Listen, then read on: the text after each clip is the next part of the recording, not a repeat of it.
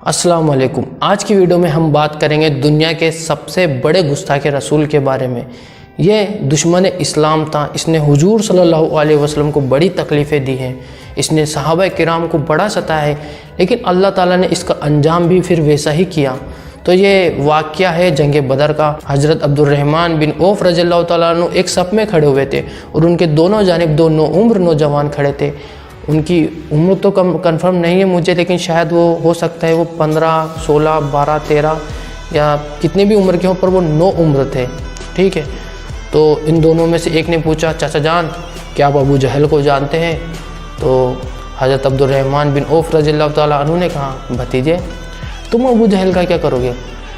تو پھر اس نے کہا کہ میں نے اللہ تعالیٰ سے عہد کیا ہے کہ میں جہاں اسے دیکھوں گا قتل کر دوں گا، اور اگر قتل نہ کر سکا تو جب تک لڑوں گا جب تک میں اللہ کی راہ میں شہید نہ ہو جاؤں۔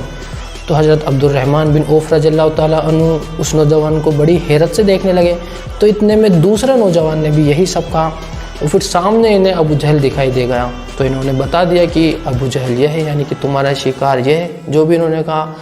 تو جیسے ہی ان دونوں کو پتہ چلا کہ یہی وہ لعنتی ہے، اس پر اس طرح جھپٹے جیسے کوئی باز اپنے شکار پر جھپٹتا ہے، کوئی شیر اپنے شکار پر جھپٹتا ہے۔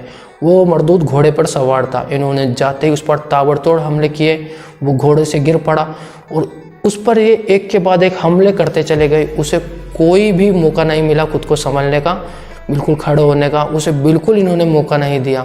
اور جب انہیں لگا کہ یہ مردود مر چکا ہے تو یہ حضور صلی اللہ علیہ وسلم کے پاس گئے اور کہا، یا رسول اللہ ہم نے ابو جہل کو قتل کر دیا ہے۔ تو حضور صلی اللہ علیہ وسلم نے مسکرا کر پوچھا، تم دونوں میں سے کس نے اسے قتل کیا ہے؟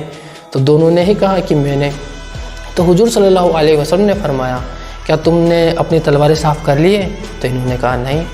حضور صلی اللہ علیہ وسلم نے ان کی تلواریں دیکھی اور فرمایا، بے شک تم دونوں نے ہی اسے قتل کیا ہے، لیکن وہ مردود مرا نہیں تھا، اس کی سانسیں چل رہی تھی۔ جب حضرت عبداللہ بن مسعود رضی اللہ تعالیٰ عنہ اس کے پاس سے گزرے تو وہ زندہ تھا۔ تو انہوں نے اس کی گردن پر پیر رکھ دیا اور اس سے کہا، تو ہی ابو جہل، دیکھ اللہ تعالیٰ نے آج تجھے کیسا جلیل کیا ہے۔ تو اس وقت بھی اس نے بڑی گھمنڈ بھری باتیں کہی۔ تو صحابہ نے اس کی گردن پر تلوار رکھی کاٹنے کے لیے۔ تو وہ یہ مردود کہتا ہے کہ گردن کو تھوڑا نیچے سے کاٹنا۔ تو انہوں نے پوچھا کیوں؟ یہ لمبی گردن دیکھ کر لوگوں کو پتہ چلے کہ یہ سردار کی ہے۔ پھر ان صحابہ کرام یعنی حضرت عبداللہ بن مسعود رضی اللہ تعالیٰ عنہ نے اس کی گردن اتار دی، اس کا سر اتار دیا اور اس کے کٹے ہوئے سر کو حضور صلی اللہ علیہ وسلم کے قدموں میں رکھ دیا۔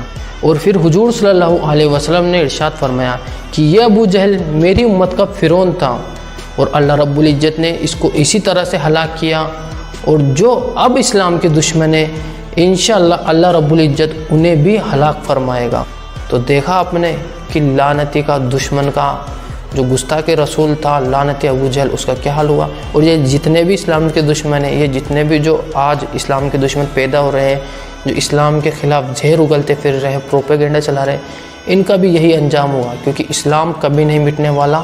سارے دشمن مٹ گئے، بڑے سے بڑے دشمن آئے، بڑے سے بڑے دھرندر آئے، ایک نہیں بچا۔ اسلام آج تک باقی ہے اور ہمیشہ باقی رہے گا۔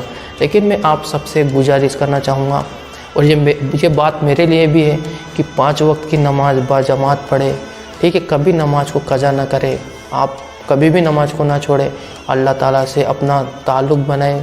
بالکل جو غلط کام ہے، جو اسلام میں جائز نہیں ہے، جو جتنے بھی کام ہیں ان سب کو، جتنی بھی سنگت ہے آپ کی جو بھی ہے، سب کچھ چھوڑ دے اور صرف اپنے آپ کو موجود بنائے اور اللہ تعالیٰ کی عبادت کرے۔ ان صحابوں جیسا اللہ تعالیٰ ہمیں جذبہ اور ایمان عطا کرے۔